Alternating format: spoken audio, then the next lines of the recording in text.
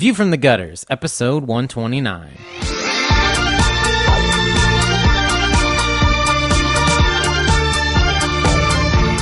Welcome to View from the Gutters, the comic book podcast where each episode we discuss a collected edition, trade paperback, or graphic novel, and then recommend and vote on the book for the next episode. Warning: the discussion portion of this show has massive spoilers for that book. On this episode, we discuss Goners, Volume 1, and, to skip ahead to the recommendation section, skip to 4734. Welcome to View from the Gutters, episode 129. I'm Tobiah Panshin. I'm Joe Preti. I'm Kayleigh Fleeman. Brant Gillihan-Eddy. Yeah, and unfortunately, Chard and Kate aren't capable of being here with us. I'm convinced that Chard either had a microstroke or an aneurysm. Maybe it was both. Why not both? Either that or he's Hopefully it's Igor. really neither, but... Why not both? And then they... It could be two things. It could be two things. It absolutely could be. Reese's Peanut Butter Cups are two things. They're chocolate and peanut butter. Mm-hmm. True animal fact. True. It is a true. That is how the Reese's Peanut Butter Cup do. So, announcements. We would like to thank our episode sponsors, Brian May, Tony Cortero, Addison Appleby, and Brandon Hill. Thank you. Thank you guys. Once again, as always, you are awesome, and thank you to our other Patreon sponsors and to our many listeners everywhere. I mean, we love all our listeners equally. That's we only a give lie. hand jobs to the people that donate at a certain level. That's a secret perk. Well, not anymore. Well, Did I say hand jobs? I meant hand jive. I'm sorry. That's a different thing. They don't know how much they need to donate. Yeah, no, it's a secret level. Yeah, So- and it's not like a certain threshold. It's a specific dollar amount. Yeah. And if you are $1 off, you won't get it. Yeah. There's nothing, yeah. So and we just show the up at best your thing house. that you can do is just like assume $9,000 and just go down one digit after that, and you'll hit it eventually. We'll all show up at your house. Mm-hmm. What if it's over 9,000? Shut up. Get No, out. it's not. Get out. You set me up for that one. No, shut up. God. Announcement number 2. We hit this very briefly at the end of the last episode, but once again, we will be covering the Rose City Comic Con in Portland, Oregon this September. So if you happen to be in the area for that, we highly recommend you check it out. It's a great show, and we will be there. And if you are also there, we'll say hi to you. What will we be covering it with? Media credentials. Or wait, I think we're going to do the Invisidome thing. That means they're all going to get trapped in there with us?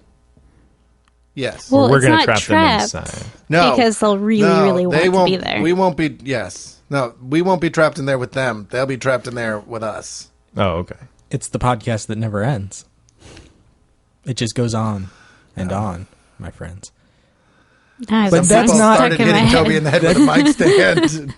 That would be the end of Not this knowing- episode, though. This episode is definitely finite because there is only so much that I could possibly say about Goners. Yes. I mean, it was just a thing. It was a thing. I enjoyed it. It was definitely a thing that happened. Well, Chard is the one who pitched it, and he is not here to join us. So, Joe, why don't you start out? Can I tell you what Chard would say about it? What I just thought it was really good. I thought it was really good. I really like the art. It's kind of cartoon. You didn't talk about the colors I didn't talk about the colors. You're right. or how much you love Godzilla. Yeah. He was in this book, right? Yep. Was he? He was dressed up like a human. That's what it was. Yeah. He's sneaky, that guy. Yeah, he was just tiny in the background. You wouldn't normally see him. Well, Right. that's the whole thing about that is that the film is all forced perspective. He's not really that big. Guys, he's really walking through model cities. Oh, that's what it is. I mean, he's That a makes- man-sized lizard, no doubt. It's I mean, just that makes the sense. movies are shot in a way to make him seem really big. Right. I always thought it's just because, like, Japanese people the average height is smaller over there, and so maybe they were just exaggerating. I don't know. I thought Japan was actually that small. Is it? I've never I don't been know. What there. is this? I can't. Japan for Wow. ants? Whoa. What is it? An island for ants and giant lizards? That might have been a little racist. I'm sorry. Yeah, we mean no respect for the. We mean no disrespect for the great nation, for the great island nation of Japan, or any of its fine citizens. Do you need an extra shovel to keep digging that grave with? No. Are you I'm sure? perfectly comfortable with my Freudian slips. So Goners. What did I think about Goners? What did you think about Goners? Inquiring minds want to know. I enjoyed it. I think I feel like there have been a plethora of these kinds of books coming out. Yes? And what do you mean, these kinds? The family monster, or like family adventure, family has a secret type thing. Maybe I just feel like we've read a lot of them. I have no idea what you're talking about, I say as I look down at my Supernatural headphones. So I think that there was a lot crammed into 6 issues. I think this would have benefited from breathing a little bit longer, having time for, there's a lot packed into 6 issues. I think this would have benefited from being I think you probably could have gotten it twice as long and given us some breathing room and some time to kind of let some of the blows hit because they happen so quickly. I both agree and disagree with you.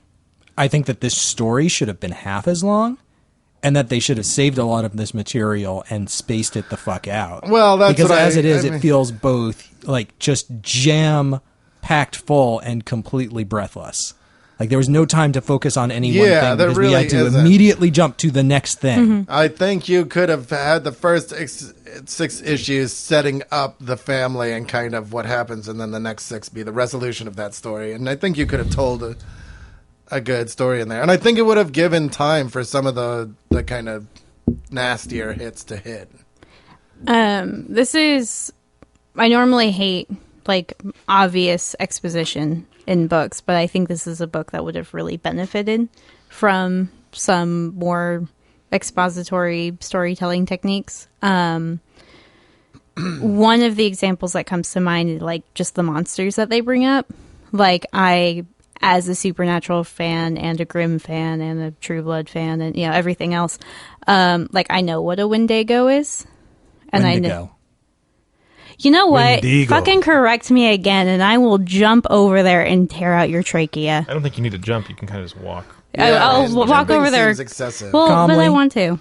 And collectedly. Yes. And just rip my trachea right out. Yeah, just the fuck out. I will be for it. screaming at that point in a very high register. Some would call it women-like, but I'm just saying that I don't care what normal people it would have come from, but for me it will be exceptionally high in the moment that occurs. That's fair. Just letting everyone know.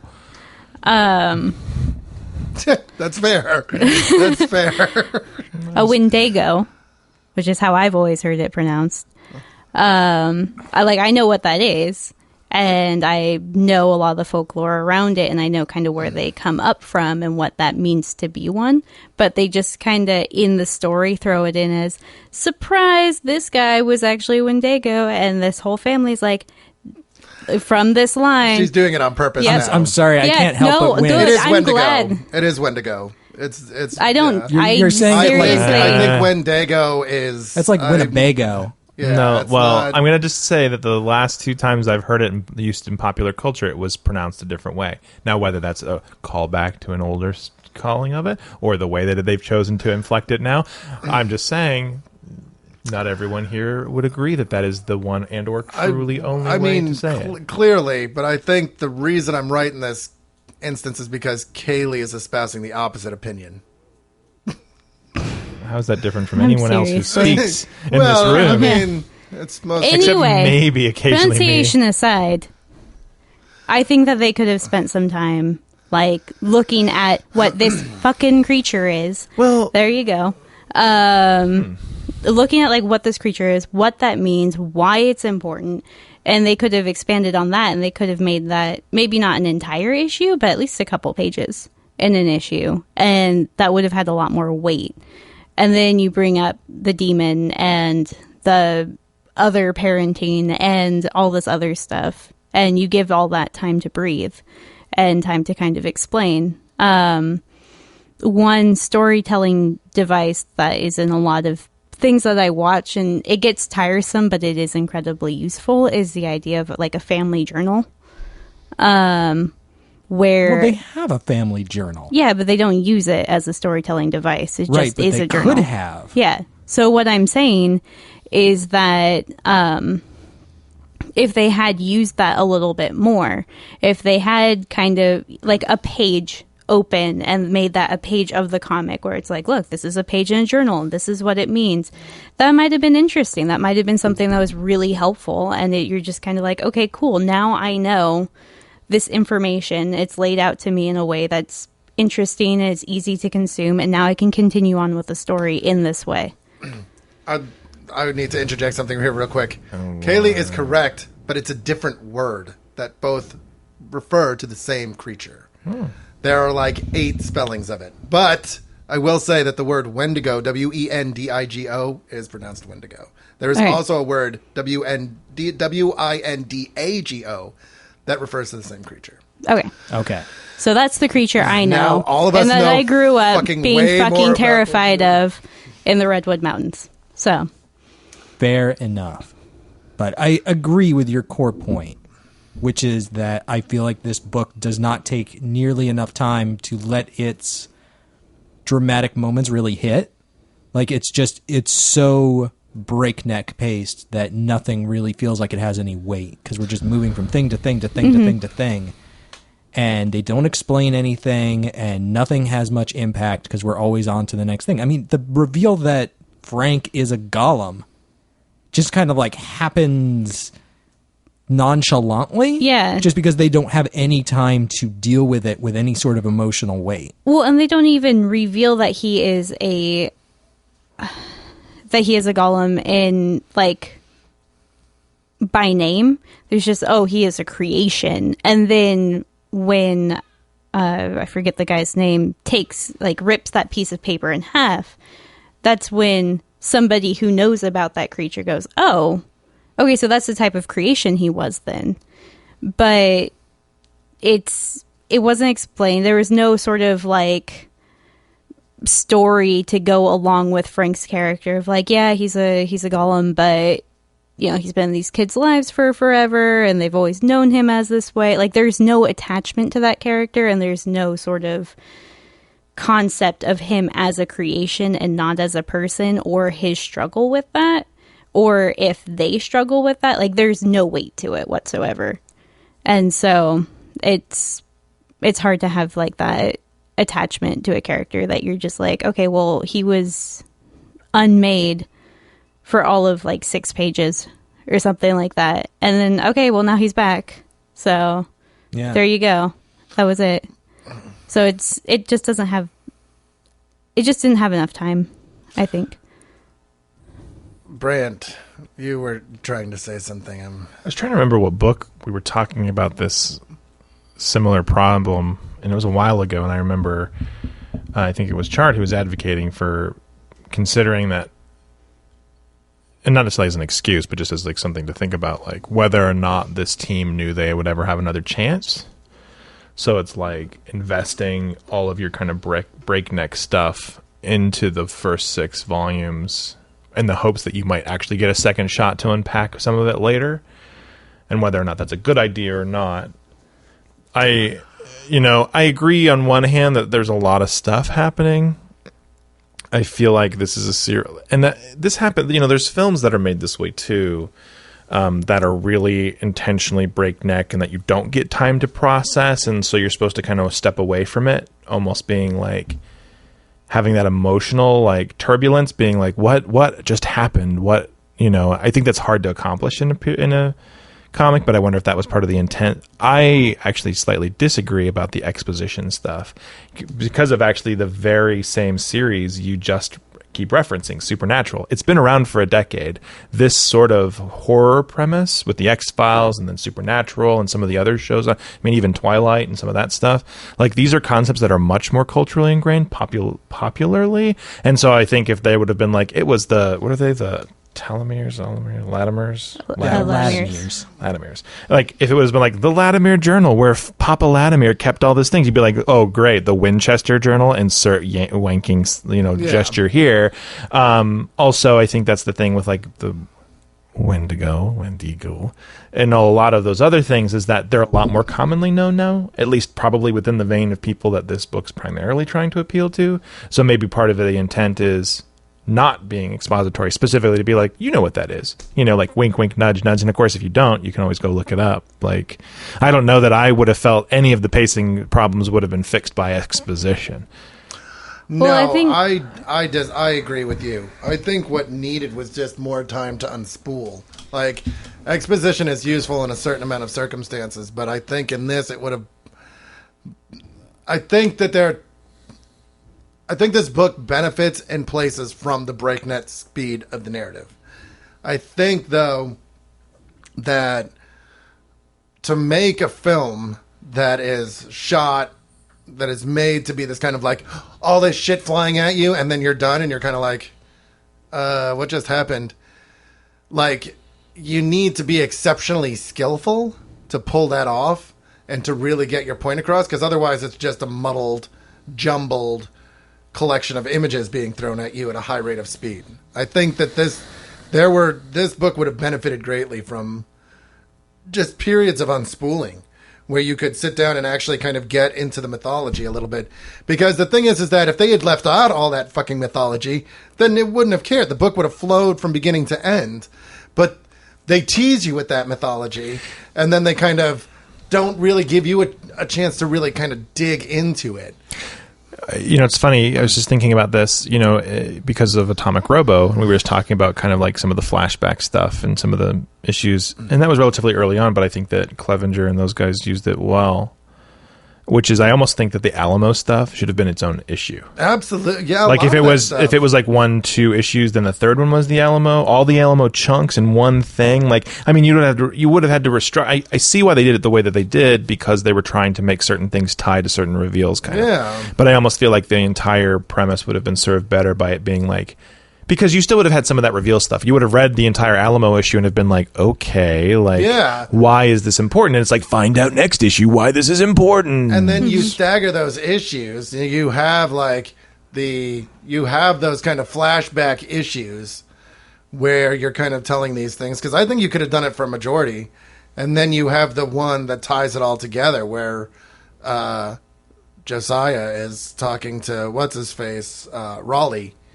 And he lays it all out, and then the next issue is the big reveal, and you're like, oh, that's why all that shit was important. And then you can reference it visually, and you don't even need to say anything because we've already read it. We've had a chance to dig into that mythology, and so when that reveal comes, you're like, oh shit, that's insane. And I think it would have benefited a lot from that. And I mean, you could have added 3 issues, which would have given breathing room. It's like, that's what you need.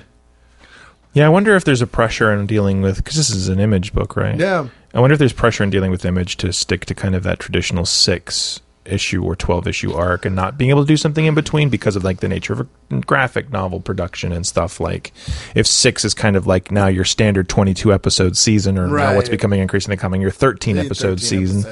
Like, is that part of the problem? Is that the logistics of the business side make it so that you're like, all right, well, I've got 6 issues to work with because I don't think I've got enough to fill 12. Right.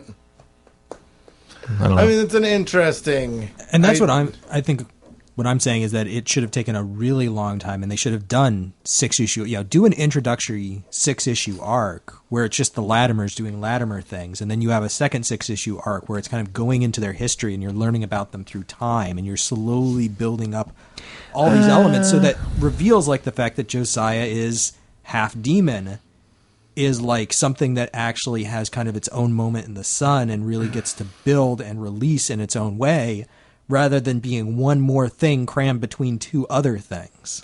Yeah, I mean, I don't know. I don't think I would have quite approached it the same way. I agree that some things should be strung out, some of the reveal parts, but I don't think my solution personally would have been more issues of the parents, because really at the heart of this is the story of it's clear where they wanted to go. They wanted to end on the next series, and potentially the majority of whatever's produced after this is about the new kids becoming the next generation of demon hunters, or hunters in general, rather. But I think just because it's so present in my mind, like Atomic Robo handles this issue particularly well. Like you can do your flashback issues, you can do your kind of, they're the two issues where they're going back through the house post this arc, and it's like, oh hey, like this is why some. I mean, I think there are stronger ways to handle it, especially if their highest priority is working with the kids as their primary characters. Yeah. The thing that I have to contrast it with is Lock and Key. Which is another series where you have kind of this generational thing where you have these kids and their family have been part of this like magical legacy for generations, and it takes a long time for you to very slowly kind of unspool everything that went down and really understand who everybody is and what their roles are and how they're related to each other. And so that when all of those things happen, each one kind of has its emotional hit that it gets to do, and it feels like all of these things matter. Even the things that are flashbacks where you're like, well, this has already happened, like that certain characters are going to die because they're dead in the present day, but yet you still feel the dramatic tension of like, oh no, what's going to happen? I mean, I think you can do that, but I also think that I feel like a lot of the drama in this series is it's situational. Like, it's not meant to be like, this is clearly an action movie with drama elements. It's not a drama with action movie elements. And so I think I think this would have really worked as like 10 issues. You do 2 5-issue arcs, and you kind of let your beats hit, because the drawing it out thing, that you run the risk there too. Like, I'm playing Arkham Knight right now, and like my biggest problem with that game is a lot of the main storyline just feels like it's fucking dragged out, because they're not, at a certain point they stop telling you story. They're just giving you missions to do. And it's like, story progresses a character. If you're just giving me more shit to do in between point A and point B, you're not telling me a story anymore. You're just telling me to go here and do this. And that's really frustrating, because there could have been some very powerful moments in that game that never hit because they just leave out the story there. And you're just like, oh, okay. So I think that this could have I think that you run the risk of doing that here too, because you want some of that breakneck speed. But I feel I think that they wanted that breakneck speed, but I don't necessarily feel like they necessarily accomplished that. Well, I think they did, but I think if I can play with an analogy, to have that kind of speed, you need a smooth road to drive on, and this is not smooth. Like, they did not smooth out all the bumps beforehand. This is like a bumpy country backwards. So occasionally you hit that blacktop and you get some speed going, but then the blacktop ends and you're back on like there's nothing but potholes. Yeah, and you're just like, whoa, whoa, whoa. You're like, plot holes, if you will. Oh, damn. And I think, the more I think about it, the more I think I understand that a lot of, especially now in this day and age where you can go to Image, you can pony up this not inconsiderable, but not huge sum of money, and you can make your dream come true. Like, that's huge. That's awesome. But I also think that if it is your dream, you kind of owe it to do it in the right way. And if you only get 6 issues of a story that you wanted to tell fucking 5 years of stories about, that's kind of your break. Maybe you should come up with another dream. Or maybe you should find another venue to do the thing that you in which want to tell it. And like, I don't mean that to sound cold. Like, this story has merit. Like, I don't know how it's sold, but I can't imagine it sold poorly. Like, this is kind of what's going on right now. This is definitely like what's hot right now. People love the horror. They love the monsters. It's so that those family legacy stories, they're so hot right now. So hot right now. I was in the kitchen the other night, like, am I taking crazy pills?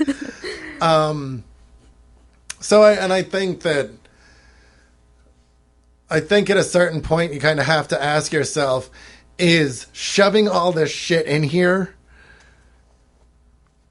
like, because I don't know that I'll get another chance to do it, is that worth sacrificing the narrative integrity? Now, on a scale of 1 to 10, I'm not saying this is like a 2 or a 3. Like, I enjoyed this. This was definitely like a 7 or probably right. I'd say a 7. It was a 7. I enjoyed it. Like, I probably read it again to kind of go through and see what I missed, you know, because I'm interested in it. And I like the idea of it. I like the legacy stuff, you know. But I think it could have benefited greatly from just slowing the fuck down. Yeah, that's pretty much exactly how I feel about it. Like, this story has all of the elements of things I like, that I really like, and it's failing, if you will. And it didn't even fail as a book for me, but like its biggest problem was just the pacing. It just needed to slow down. Yeah, I guess I'm gonna do my traditional thing of taking a slightly harder stance and say I didn't like it.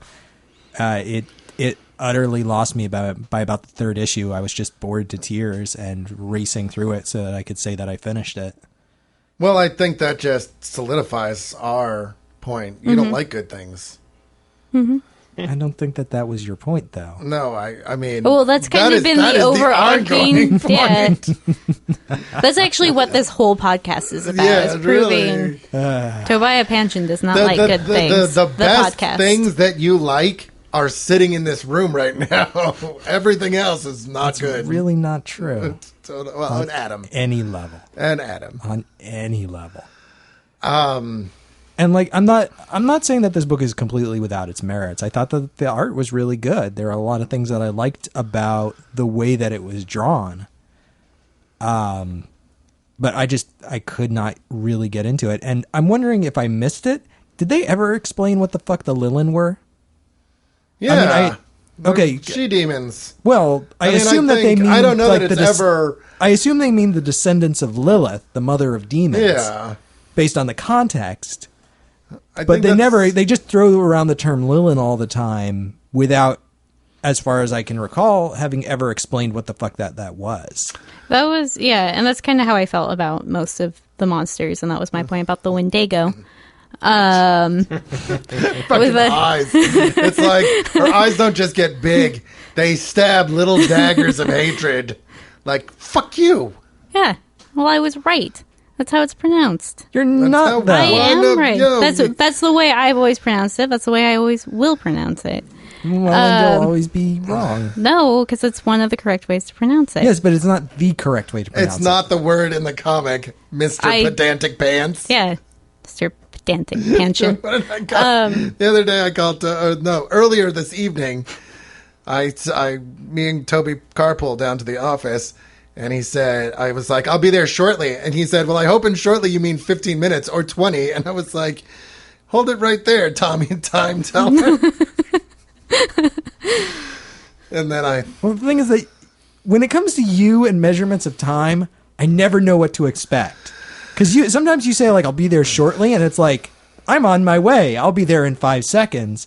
Or it's like, I'll be there shortly means I'll think about getting up to start getting ready in like 45 minutes. Yeah. That's how I keep you guessing. The worst. The best. The opposite of the worst. Brant, you've gone quiet. I have. And you are poking furiously at your phone. I am. I hope that is to some purpose. No, I'm just slacking off. No, it is. Talking to your microphone. No.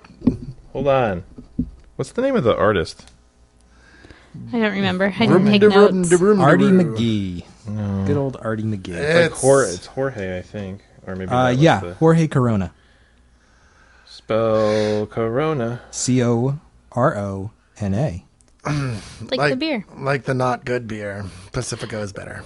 Corona fulfills certain purposes when you want it. It's Corane. Corane. That makes sense. I'm actually being serious. No retort to that, huh? So Jorge Corona is drawing for DC now. Oh, really? Looks like maybe on We Are Robin. We Are Robins. We Are Robin. I think it's We Are Robin. We are Robin. It makes it sound like Robin is the Borg. We are Robin. Resistance is futile. See, I've known too many people named Robin. That's fair. Somebody like networked with my laptop the other day, and it was on accident, and they're like, "Who the hell's the Borg Queen?" And I just kind of sat there. I was just like, nobody. Close your computer and slunk it's away. Nobody. I don't know what you're talking about. So, Jorge Corona? Corona. Corona. Oh, I was just giving Kayleigh shit. Because he doesn't know how to pronounce any word that's not white. It's the fucking Corona.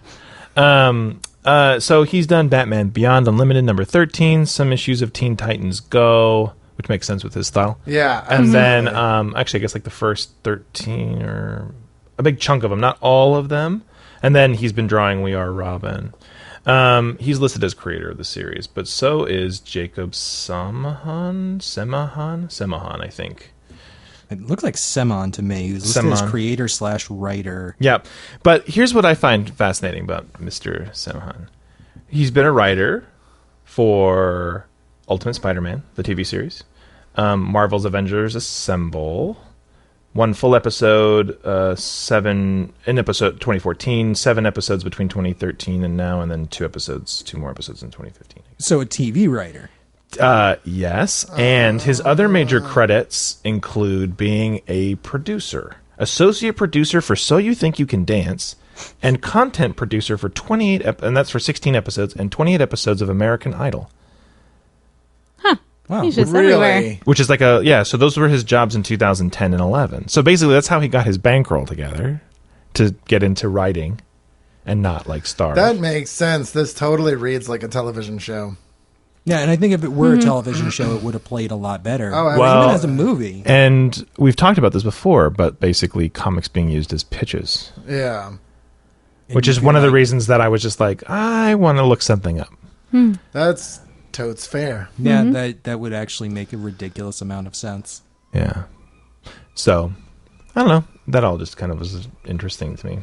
They should have pitched this on Supernatural instead of that stupid, fucking awful one episode that they did. I can't remember what they were going to call it, but it followed like a bunch of teenage vampires and werewolves, and it was fucking awful. They did one episode of it, like in Supernatural, as their like pilot pitch. Yeah. And oh god, it was so bad. And what everybody basically reminded them of is the reason Supernatural is so successful is because of Jared Padalecki and Jensen Ackles. And And it's Misha like, Collins. The backdoor pitch, yeah. Yeah. It's But like- That's one I'm very familiar with. people don't care about they like the world. The mythos is okay, but it's the people who are playing the roles that really make that show interesting and why people love it. And Yeah, that's a fair amount of shows. I mean, I watched Castle for like 3.5 seasons not because it was compelling in every way. It was every fucking cop show I've ever watched. But the actors they got were really good. yeah, You couldn't stop staring into Nathan Fillion's Who the fuck can? eyes. Who can? I mean, the man has got perfect. fucking charisma. Like, He is the god of charisma. yeah. Like, I've got curse words. He is really a beautiful, beautiful man. He really is. It also had, what's-her-face, Molly Quinn, who is also the Yes. very definition of fucking adorable. Yes. And who we got to see at Night Vale. Yeah, she's so cute. She is. I had one other question. I was wondering if anybody else noticed this comparison. At the beginning of issue 5, when who I can only assume is the devil uncreates the guy. I don't think it's the devil. Did that smack of Dream unmaking the Corinthian in Sandman to anyone else? Yeah, I mean, yes and no. Yes, in that it was like a much more powerful figure uncreating another very powerful figure. But that's a pretty common storytelling technique when you have like a universe where you have creators and creations.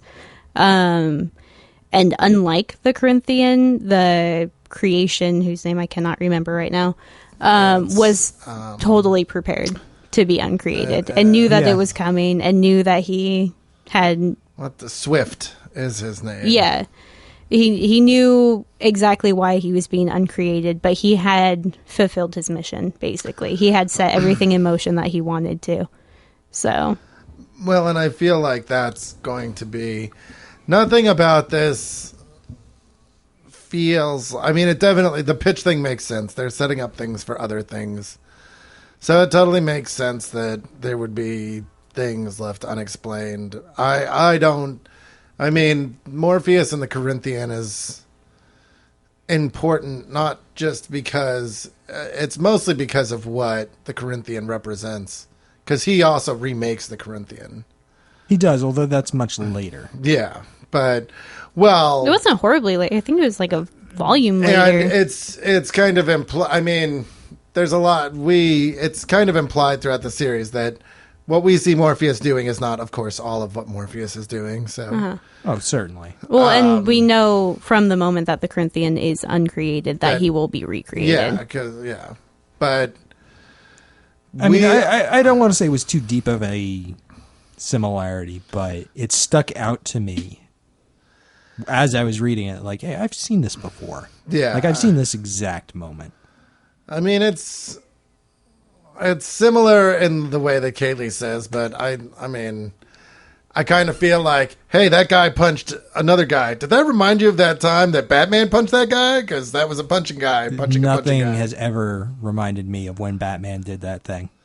That's untrue. The other day, we were watching a man jump off of a roof onto seagulls, and you were like, remember when Batman did that?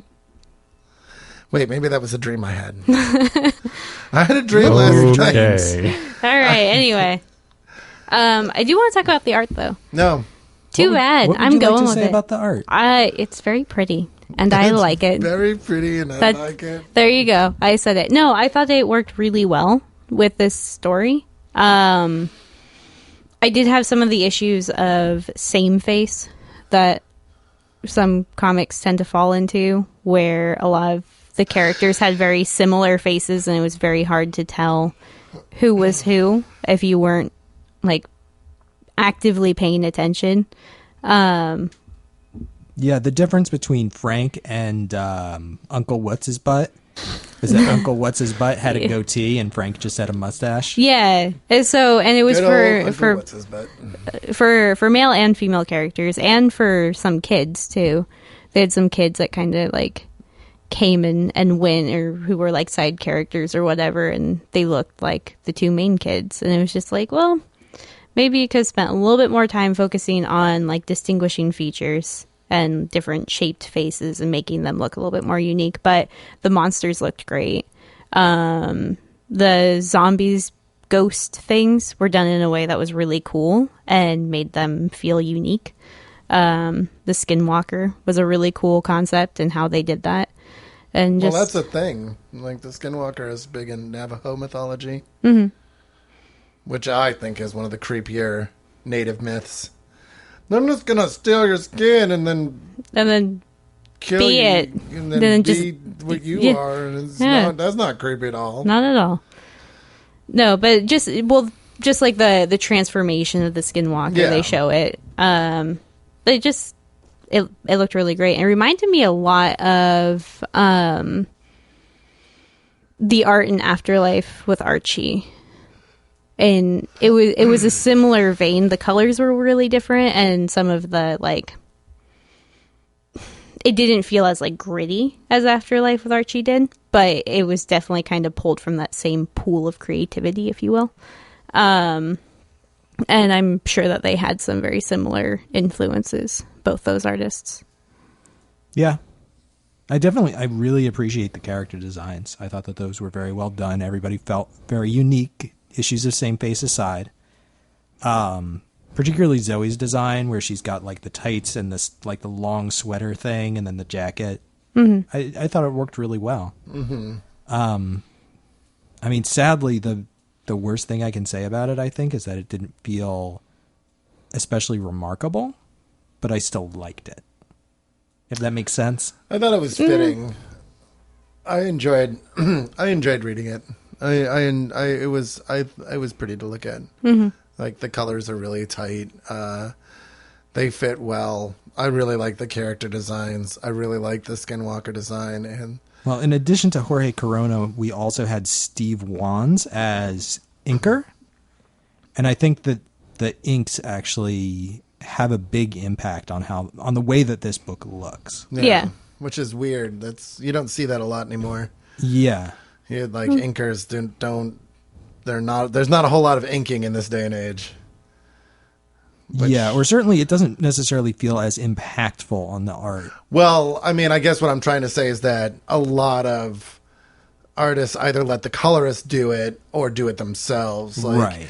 It used to be that you had artists and then people that inked their art and then the colorist. Mm-hmm. Who did the colors on this? I will tell you in 1 second. Okay. But I did feel like the colors Gabriel were beautiful. Cassata. Okay. The colors were absolutely beautiful. Yeah. And this is definitely, like, the art in this, I would absolutely love to have a poster of. It would be a good poster. You could just put everybody on it. Yep. Yeah, I would definitely like to see more things by this art team, certainly. Yeah.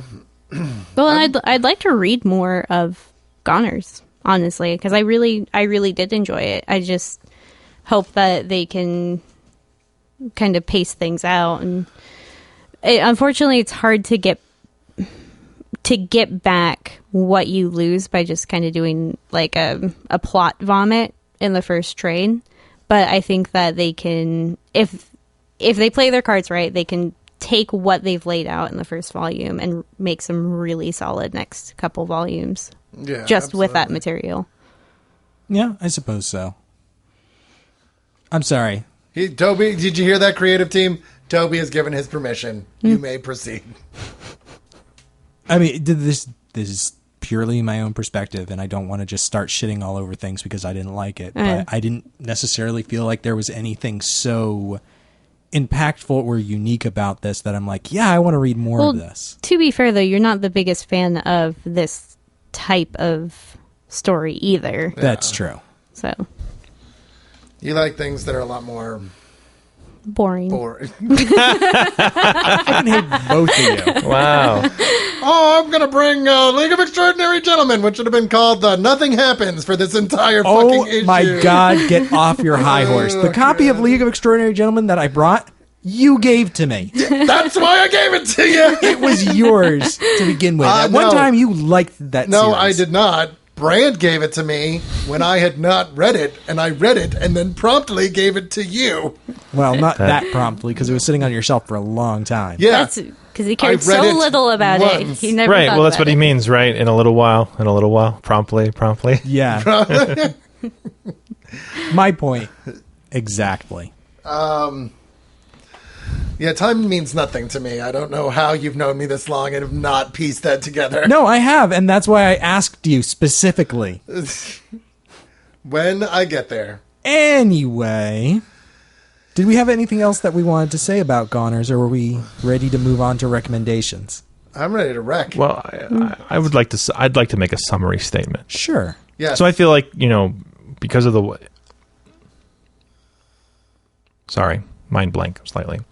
I feel like this is a book that causes actually the most chaos, because when a book is crap, pure and simple, and everybody thinks it's crap, it's very easy to be like, crap.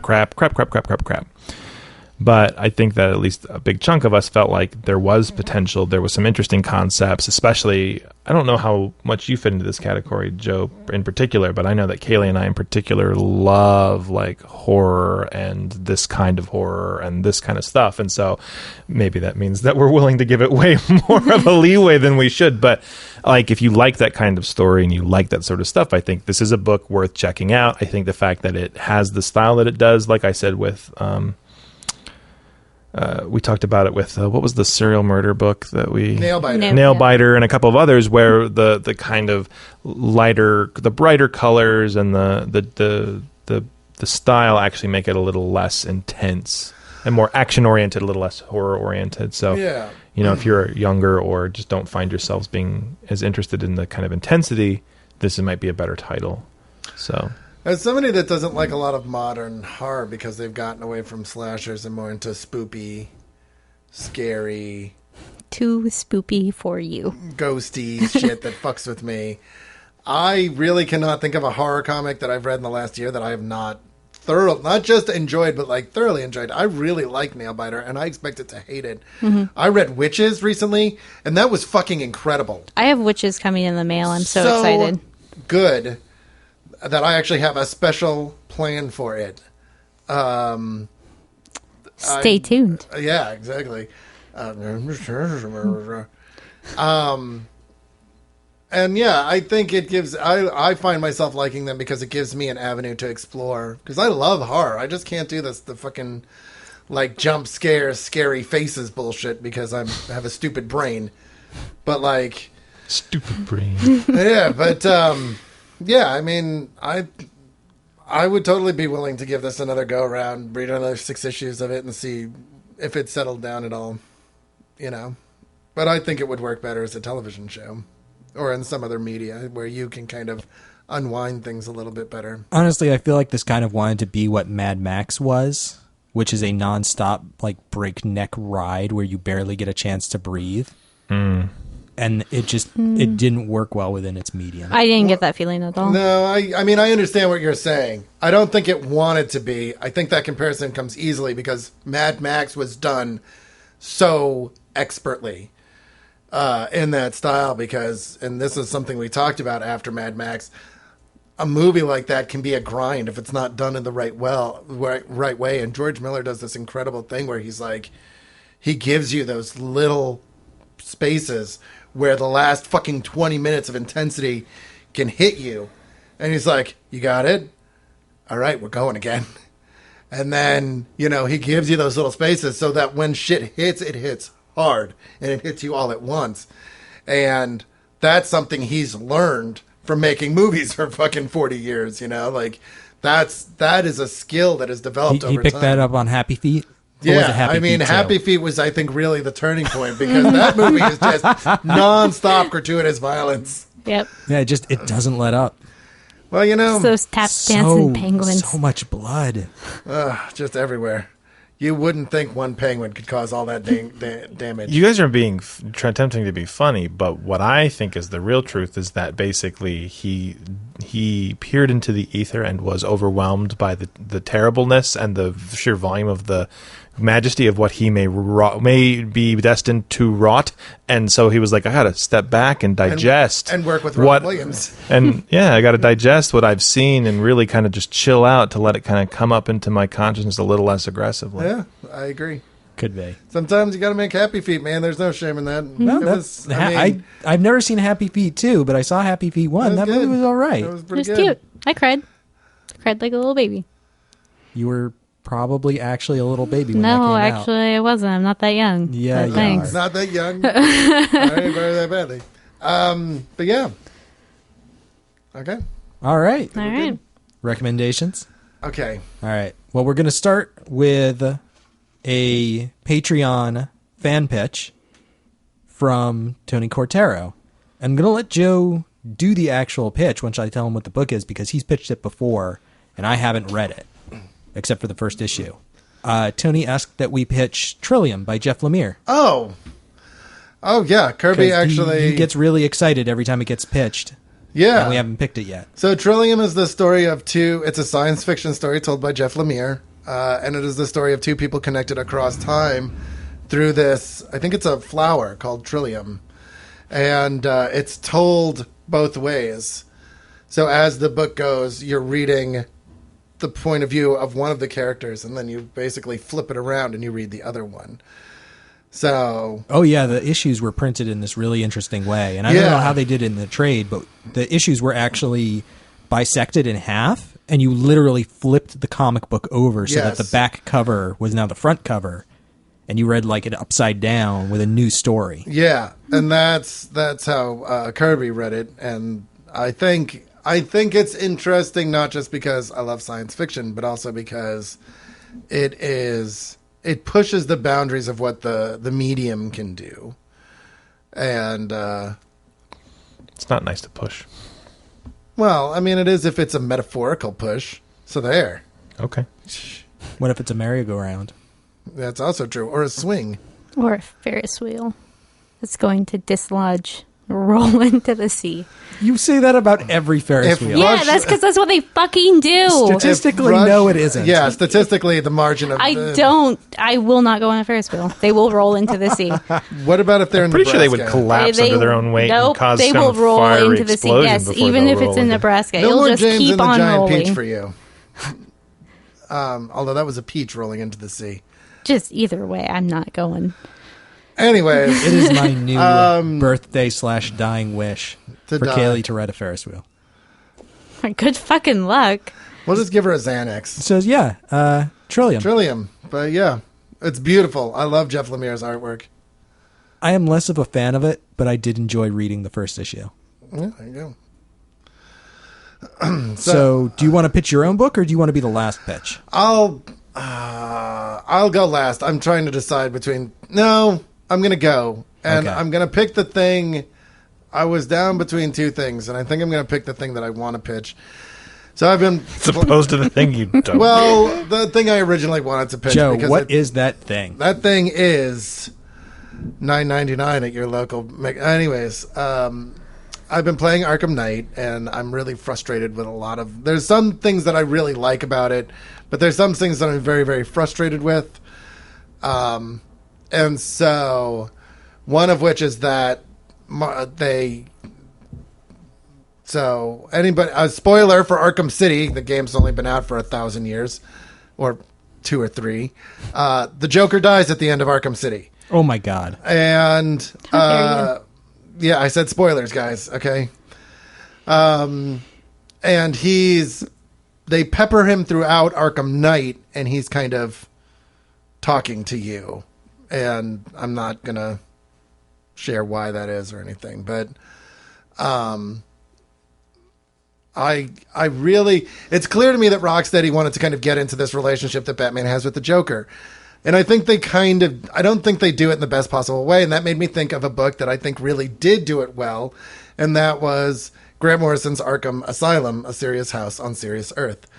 And it's got art by Dave McKean, and it is incredibly, it's a very, very intense Batman book. And basically the inmates have taken over the asylum, and Batman goes in to stop them. And it basically becomes the Joker kind of talking to Batman as he's going through and trying to put the inmates back about the similarities between them. And I think it's one of Grant Morrison's more interesting explorations of the Bat character, because I think Grant Morrison really likes the Bat God. And I think he invented the Bat. Yeah. Well, yeah, he's got a giant heart on for him. But this is not the Bat. This is Grant Morrison doing what he does best, exploring the underpinnings of two incredibly popular characters. And I think he does it really, really well. And I think it's a powerfully told story. And Dave McKean's artwork is very unsettling. And so... Very unsettling. Well, at least in this book. I don't know. I don't know what that tone meant. Am I to take exception at your tone? No. So yeah. All right. Arkham Asylum, a serious house on serious earth. Cool. Kayleigh. So, I was looking for something to pitch today, and then I was shocked and appalled to realize that we have not read a certain book on this show, and that I actually haven't gotten past the first 2 issues. But I follow both the creators on Tumblr, and I've been, obsessed with this book in its periphery form, I guess. I haven't actually finished reading it, but I've been really wanting to. And that is Sex Criminals by Matt Fraction and Chip Zdarsky. It is about a couple that can stop time with their orgasms. And so they do the most logical thing, which is rob banks and stop time, have sex, rob banks, as you do. And that's only the beginning. That's just the beginning. It gets so much weirder after that. You don't even know. The thing that is cool is that it really explores a lot of our issues with sex education, slut shaming, the role of sex, healthy sexual relationships, things like that. And so I think it would be good to talk about. It also has healthy sex tips in the back of each issue, which are completely fake. No, they're not. Some of them are. No. Those are not real things. No, they are real things. Trust me, they're real things. All of you should practice those tips. Don't absolutely do Don't it. do what Chip Zdarsky tells you. Absolutely Whatever you do. Do not listen to that man. He is lying If you want the to you. best sex of your life, you will. Oh my God. All right, Brant, your pitch. Well, how do I follow that off? I know how I'm going to follow it up. I was actually caught between two things, and I'm going to do something kind of strange. I actually want to pitch Oglaf, the webcomic. Oh my God. Oh my God! Yes. Because if we're going to have a sex positivity episode, I think this comic is definitely a contender. God, I don't know how the fuck to even talk about that. Well, I think the basic premise that people need to know about for this pitch is that it is a weekly webcomic written by a pair of women, I believe. I think it's one woman. It's one Does she Australian draw? woman. Yeah, Does she draw writes her own and stuff? draws it. Yeah, so she writes and draws it. It is a weird combination of like there's a lot of kind of D&D and fantasy trope jokes, but a lot of sex jokes in that kind of vein and a lot around that kind of stuff. And incredibly graphic nudity. Yeah, like she goes all out. It Like really starts from the premise that sex and sexuality are hilarious. Yes. Yeah. And when you mix them with the fucking ridiculously that is fantasy, it becomes like 10 even times more hilarious. ridiculous. Yeah. So and so there's not necessarily there isn't a through narrative for all the things, although there are small arcs Yes. and recurring characters that play into the jokes and help kind of build up the mythology of the world that exists to a certain extent. So there's 465 panels. I think a healthy bit, because they read real fast because they're single panel or single, like, almost Sunday style. It'd probably be strips. like a volume one. It'd be like a It's a quick read. yeah. So I mean, it'd I be think like she's done like 2 or 3 collections now, or 2 maybe for what she's got. So I mean, I would say even like the first couple hundred would be a modest goal. But I would advocate for us to read it, maybe talk about some of our favorite ones, just talk about kind of this comic's hilariousness. But so the reason that this came up for me so specifically is my phone has been broken. I use an app called Comic Rocket. Everybody should get it for their phone or otherwise internet-enabled device. It basically is a place where you can throw all your webcomics into it and it automatically bookmarks them. So if you're not keeping up with them, it'll just kind of keep you going from wherever you were. But one of the big things about it is that the way the guy designed the interface is you still hit the website. They still get their ad hits and all that stuff. So he's providing us something for the readers, but he's also, ostensibly not, at the very least, not messing up the creators, but probably helping them in some circumstances because there are webcomics that I would not be reading if I didn't have service like this. Anyway, there's my pitch. But as soon as I got my phone back and got Comic Rocket reinstalled, the very first thing I did was catch up on like the 13 or 14 weeks of Oglaf that I missed. And for the record, that is oglaf.com. Yes. Gloriously not safe for work. yes, glorious. yes. Oh my Yeah. God. Yes. I could not emphasize this enough. So that's my proposal, is that we read some of that and talk about that next week. Nice. I'm going to pitch a book that I pitched a few months ago, and for whatever reasons, on Wednesdays recently, I've just had an incredibly long work day, and Joe was going to come pick me up in like 5 minutes, and I was like, shit, I didn't even begin thinking about what book to pitch. So I just grabbed something off my shelf, something I pitched relatively recently. This is Bad Houses by Sarah Ryan and Carla Speed McNeil. It's it's from Dark Horse. It's a relatively slim 1-volume black and white series. And it is about 2 young adults coming of age in a small town in Oregon post Great Recession.